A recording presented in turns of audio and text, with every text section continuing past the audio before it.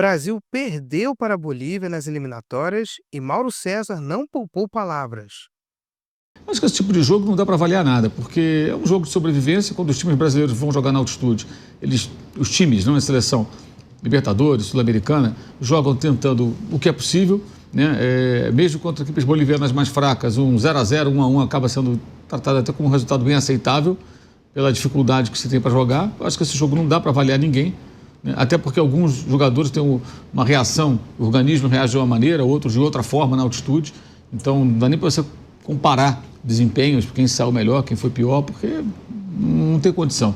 Veja a opinião completa sobre a atuação, altitude e o peso desse jogo para o futebol brasileiro.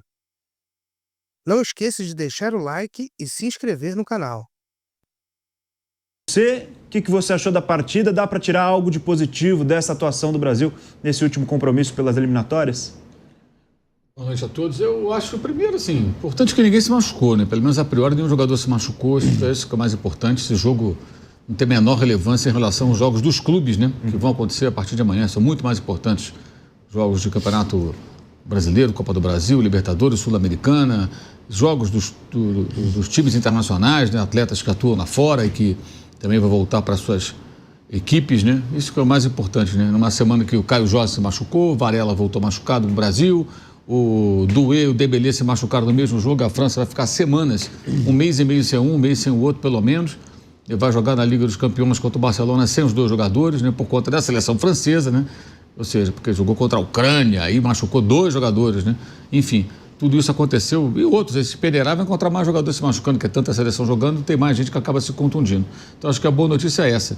Acho que esse tipo de jogo não dá para avaliar nada, porque é um jogo de sobrevivência. Quando os times brasileiros vão jogar na altitude, os times, não a seleção, Libertadores, Sul-Americana, jogam tentando o que é possível, né? Mesmo contra equipes bolivianas mais fracas, um 0-0, 1-1 acaba sendo tratado até como um resultado bem aceitável pela dificuldade que se tem para jogar. Acho que esse jogo não dá para avaliar ninguém, né? Até porque alguns jogadores têm uma reação, o organismo reage de uma maneira, outros de outra forma na altitude.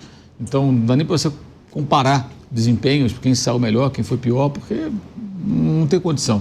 A Bolívia fez 1-0, e aí ficou mais confortável, não correu muito risco, né? Também não ameaçou tanto assim, no final ainda fez o Alisson trabalhar, mas não fez uma grande pressão, porque já estava em vantagem, e sabia que a Venezuela estava tomando de 6 lá da Colômbia, né? De forma constrangedora até para um time que jogava em casa e buscava a classificação. Parece que sentiu aí o peso, a responsabilidade. E acho que o jogo foi resolvido num pênalti, para mim, inexistente. Uma jogada em que o Roberto Fernandes dá um salto depois que o Bruno Guimarães, as pernas meio que se entrelaçam ali, né? Aí o Vitinho já chega para espanar.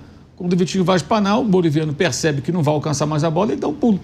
Aí o glorioso VAR entra em ação, interfere e acaba, na minha visão, dando uma garfada na Venezuela, porque classifica a Bolívia para a repescagem, com um lance capital sendo de um pênalti de VAR. Quer dizer, o VAR interferindo tremendamente num lance, para mim, absolutamente normal de disputa de bola.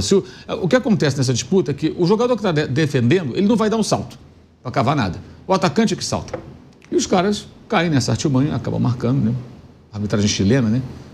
Quer dizer, o Chile foi uma porcaria nessa eliminatória, mas o conjunto chileno de arbitragem conseguiu ser protagonista, interferindo diretamente.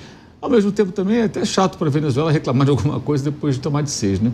Mas achei que esse lance capital teve um pênalti à brasileira com um sotaque chileno. E aí, você concorda com Mauro César? Deixe sua opinião nos comentários e se inscreve para não perder os próximos vídeos.